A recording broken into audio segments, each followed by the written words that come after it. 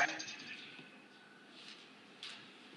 you, Mr. Chairman and members of the committee. For the past couple of months, we've been looking at a list of items that were identified by the committee to explore whether or not there could be any local amendments to the Will County's building ordinance. And specifically, we looked at a series of items that are considered plumbing items, and then a series of items that are more of an HVAC type of repair or replacement or new improvement to residential structure. With regards to the plumbing matters, and there were 6 topic areas that were addressed. The first one being the repair of leaks at the connecting points with new connectors or new parts or new pipe. The state of Illinois does not classify this as a minor repair. Therefore, the Illinois Plumbing Code requires an inspection of any improvement. Number 2, replacement of a hard pipe with flex pipe. The state of Illinois does not classify this as a minor repair. Therefore, the Illinois Plumbing Code requires inspection of any improvements. Number 3, replacement of shutoff valves. The state of Illinois does not classify that as a minor repair. Therefore, the Plumbing Code requires an inspection of any improvements. Number 4, replacement of sinks, faucets, tubs, or parts. The state of Illinois does not classify this as a minor repair. Therefore, the Plumbing Code requires inspection of any improvements. Replacement of sink, toilet, shower, bathtub, or traps. The state of Illinois does not classify this as a minor repair. Therefore, the Illinois Plumbing Code requires an inspection of any improvement. Replacement of a hot water tank. The state of Illinois does not classify this as a minor repair. Therefore, the Illinois Plumbing Code requires inspection of replaced hot water tanks. I was able to reach out to the Illinois Department of Public Health and talk to one of the plumbing experts attached to this memo that I distributed to staff. It does indicate from the inspector that these are not minor repairs. So all of these repairs that were identified do require inspection by an Illinois licensed plumber. So that means there's 2 things that people could do. They could hire a Illinois licensed plumber to do the work, or if it's their residence that they live at, shown on their driver's license, they can do the work themselves, but it still has to be done to a level that meets the Illinois Plumbing Code, and it has to be inspected. So those are the requirements from the state of Illinois. Because of all that, the department would recommend that this type of activities that were identified in 1 through 6 permits are required and inspections are conducted. And even our legal counsel here has looked at the matter, and I'll let Matt Guzman speak to that, but I believe they concur with what staff has presented. Yes, I do.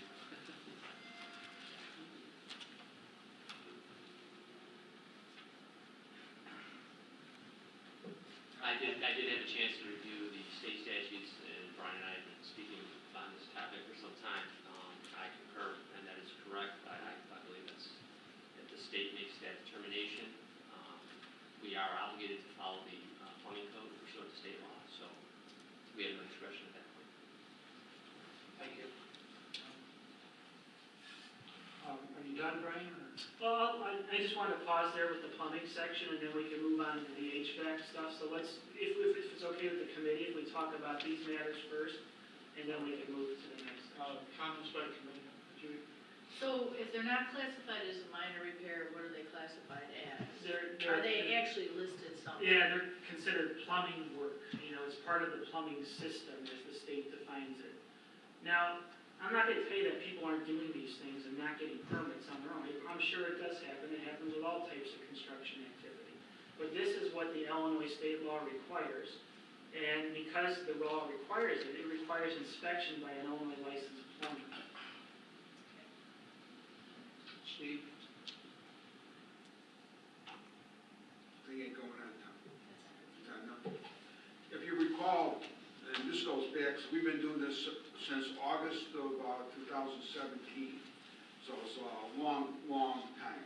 But if you recall, I brought paperwork from the state of Illinois saying from the state, it was a letter with state letterhead from the state that said that they advise us not to hire a licensed plumber that does that type of inspection, and that in their opinion, if you recall, everybody here, I gave a copy to everybody, that they didn't feel like we have to get inspections for that stuff. And that's where that was. So I gave that. And then we also have sovereign immunity, where we can't be held responsible for any suits from anybody. And the other thing is that when people go to replace their toilet, they don't go get a permit, and if they did, they need a permit for replacing their shut-off valves also, which people aren't gonna, you replace the toilet, you need to replace the wax. So you need a permit to replace the wax, you need a permit to replace the shut-off valves, you need a permit for the toilet. By the time you're done, to replace the toilet costs more than the toilet. If you did it legally and went and got permits. If you have a leaky pipe and the leak is in the connection, it's not somewhere in the middle of the pipe. If it's a leak in the connection, that, the state says it's a minor repair, but we've already been told in a letter from the state that they don't think we need to have a permit for that stuff. So I understand what you guys are going by strict statute, but what happened to that letter I gave everybody from the state? What happened to that? I mean, you still have a copy of the letter that said that? Excuse me, Mr. Balich, I'm sorry, I was speaking with Mr. Reese. You I still- did hear your statement, though, that you had the letter. You have it too, I gave it to Yeah, everybody in the room. I do have that copy. I want to let you know that I talked to the Illinois Department of Public Health. That's where the letter their came State of Illinois plumbing inspectors. Because the county is subject to that law, and there are plumbing systems in Will County, it is required to be inspected. The work has to be inspected. So by an Illinois licensed plumber. I mean, that is clear. But why did the letter say different than I got? You got a letter, you're saying one thing, I got a letter that said something else.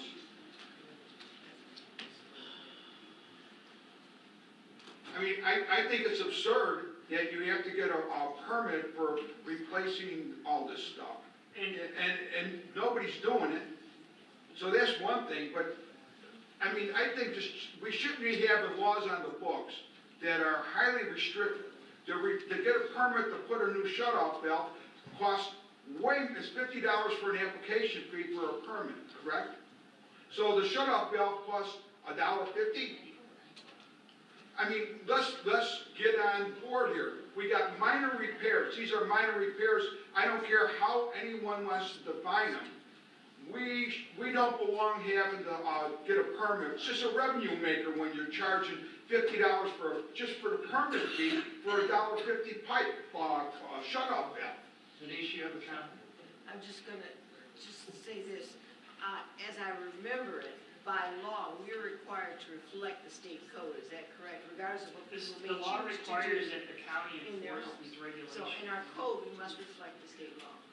That's correct. We have to follow the Illinois Plumbing Code. There are no local amendments that make the Illinois Plumbing Code less restrictive. If the county wanted to be more restrictive, we could pass an amendment and have it approved through that office that this is a local amendment in Will County that is more restrictive. But some of the members on the committee want to go the other direction, Right. which Well, we're just but not By allowed law, to we do. cannot do that. I gave everybody a letter from the state of Illinois, from the Department of Health, that said that they didn't think that these things were required. That's why we went forward with this stuff. Otherwise, it would have died at the vine, right then and there. But it went forward because there was evidence that the state wasn't going to require it, and it was up to us to make that decision. It wasn't up to anyone else, it's our decision. So with that, I'm going to make a motion, everyone can vote on it. I motion that we exempt all these plumbing items from permit, and we'll vote on it. I hope someone seconds this, otherwise it dies. All right, we have a motion. Is there a second? Okay, there's no second. So. It won't be the first or the last time, believe me. Judy, you have a comment? Yeah, I'd like to ask a question, well, a couple of questions which I would like to answer before you motion was, what is the cost, how often does the county go out and do these inspections? I'd like to know that, and what is the cost to do these inspections? Sure. So I'll try to answer that. First of all, of the 6 groups, the only one that we really ever see a permit for is replacement of a hot water tank. Nobody that I can ever recall in the time that I worked here has come in to get a permit to replace a toilet. Of course, when it's brand new, it's inspected in a new home, but we just don't see these types of permits. People don't apply for them, even though the law does require that they do that and that it is inspected. The reason behind that is that it is a public health matter. It's connected to the water system, either through a well or through a municipal water system or a private water system. So if you do something that impacts that and then contaminate a water supply, you're affecting other people. That's why the state wants these items inspected. Now, not everybody does. It's primarily the hot water tank, and we get permits for those all the time. Yes, it does cost $50 for a permit application, but the permit review on this type of stuff, and based on the cost of construction, is rather inexpensive. So when you have a permit that's $8 per $1,000 in cost of construction, most water tanks are going to be in that $1,000. There might be a little bit more, they might be a tad less. You're looking at about $8 for that. So maybe about $58 out the door for a water tank replacement, and up and higher for the larger tanks and maybe a tankless water supply. So, I know we do that, to me, kind of crazy variance on what the cost is. Why wouldn't it just be like a flat fee of $50 for that versus the cost of it? We'd be happy to look at down the road, different costs of different building activities, whether it's review and inspection. That would be controlled by, another part of the code that we can look at, and we certainly could do that. But that would be what it would cost today. And then as far as an inspection goes, there's always drive time associated with an inspection and the cost of the inspector. So, it wouldn't, I don't want to pin down a specific cost for what it would be, but with wages and benefits and travel time, it wouldn't shock me if it was about the cost of the permit is what's, what the cost of the actual cost of the service is. Thank you. David, do you have a comment? Yes, I just want to make clear is that the correspondence that's being referenced is, if I recall, just to be clear, was, I believe, an email from a state representative that referenced a conversation with the state regarding these issues. And Brian and the department did what he and the department's supposed to do, is do the due diligence and coordinate directly with the state, with the individuals that are responsible for enforcing the state law, interpreting the codes that the state enforces, and then coordinate with the state's attorney's office and had a legal review of the position of the department is regarding what we need to do. You have to understand is that when we look at this, we look at it as black and white. What does the law require us to follow? And what Brian's expressed to you today with review with the state's attorney's office is what the black and white says is what we have to do, period. Thank you. I think one thing that everybody has to take a look at, remember that when laws are made like stuff like this, there's so many different kind of valves and getting like in kind and getting the right service. I was a fitter for 4.5 years in Texaco, and that's a big volumes of flow that we handled as fitters. But getting even a water heater situation or a boiler that's in the house, steam heat, you got to have the right application right from the get-go, and then it needs to be inspected because of the fact that people say they didn't make these laws because people weren't getting hurt. Laws were created out of people getting hurt. You got to realize that, recognize that. Industry-wide, if you're talking industry, if you're talking residential, statewide, that's why things are like they are. So we have to remember to protect people too. That's it. Thank you. Brian, do you have anything else? Yes, thank you, Mr. Chairman. I did have one other comment, is that, this right here is looking at what's a minor repair and what requires a permit and what doesn't require a permit. So, if an amendment passed and then was approved by the board later on, we'd have to actually change the code to say this doesn't require a permit. This is simply a list of items. It's not new text, so we'd have to have a public hearing on that. So I just want to make it clear that today we're not, even as you vote, you're not saying, you're basically saying, don't go any further and process any text change, or continue to move forward and process a text change to either require a permit or not require a permit. Okay. Well, we did have a second in the motion to approve those changes that were suggested. So we're saying not to go forward with any other changes. Any other comments by the committee? What about the HVAC? You mentioned Yeah, all right, something. let's talk about the other items.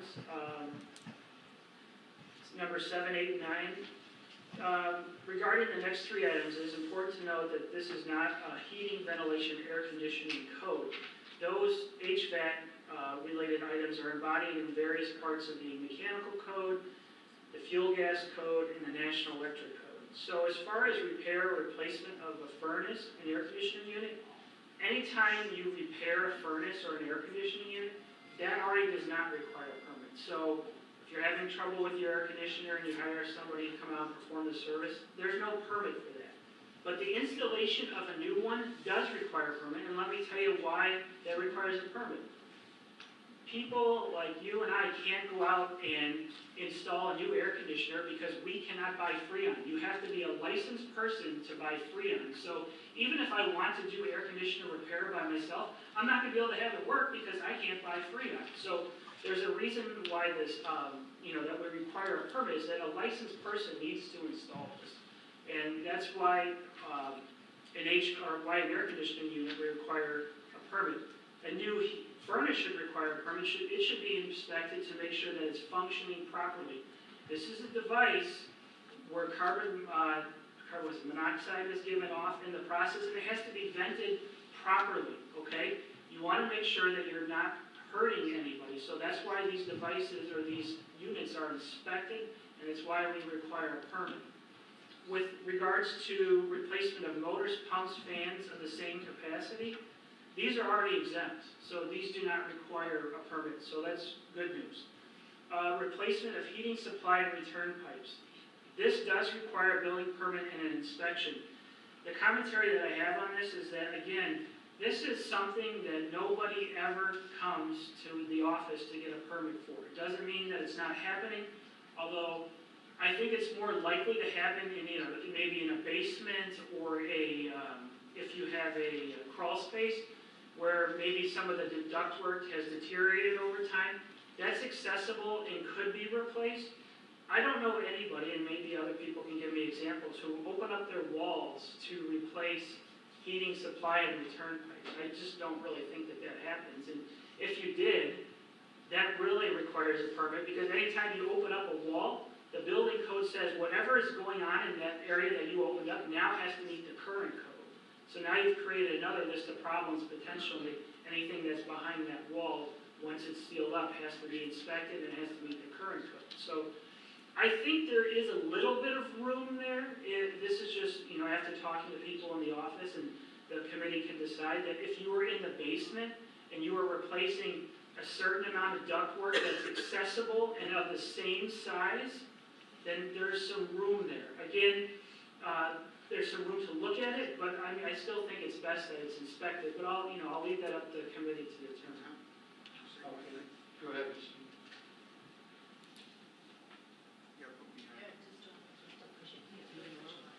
When I got this list, just so everybody's aware of this, I ain't a genius, and I'm not a building trades guy. I was a truck driver, all right? So I'm not saying I invented it. I got it from the city of Chicago, which exempted every single item that you said needs it. The city of Chicago said they exempted it. If you go through all the cities, which I didn't bring with me because I thought this was a no-brainer now, but Naperville, they exempted a bunch of these, not all of them. Lockport exempted most all of them. You go through each different city, and I had a list, which I gave to everybody, and I didn't bring, that's my fault. But not every city requires permits for this stuff. So they're in the state of Illinois. The city of Chicago exempts every one of these. That's where I got the list from. So if the city of Chicago's in the state of Illinois, and they can exempt all this stuff, I felt, well, why can't we? And, you know, I get it, you're saying no one agrees with me, so that's fine too, but I'm not gonna push it any further, because that's stupid. Judy, you have a comment? Yeah, so the one thing I want to say, Steve, is at the time that you were bringing all this forward, first off, this committee was handling a lot of different changes. We were looking at all our changes that we were going through for all our ordinances, and that was very intense. I personally did not have time to spend on that, in addition to looking into the other things that we were going forward and making corrections of things that were not included by some sort of error of some sort. We just didn't include it or was overlooked. And then also doing changes to things that were put in place and then were found that they weren't correct for one reason or another. That was the focus of it, and then I understand that you were pushing that, and I would have loved to focus on it, but at that time, there was so much for me to read, I didn't have time to look into it. So because of that, it's really hard for me to support it. You want me to bring back all this, It's hard- all the information? It's hard for me, it's hard for I can do me, that, I got it all. it's hard for me to support that type of Well, I thing. got the ordinance from the city of Chicago, the ordinance from Lockport, I got all the ordinances to show that other places did it. And so I can maybe bring it back. moving forward, it's something to do and maybe look at caucus and have that conversation, in my opinion, there, looking at it so that we have, all of us have a good understanding, because there's only a few of us sitting here today. I mean, I could bring it back, but I mean, it's silly if nobody agrees with it, why should I go through the effort of digging everything up and bringing it all I'm back? just making that comment. No one's gonna agree. Okay, Debbie, you have a comment? I do, thank you.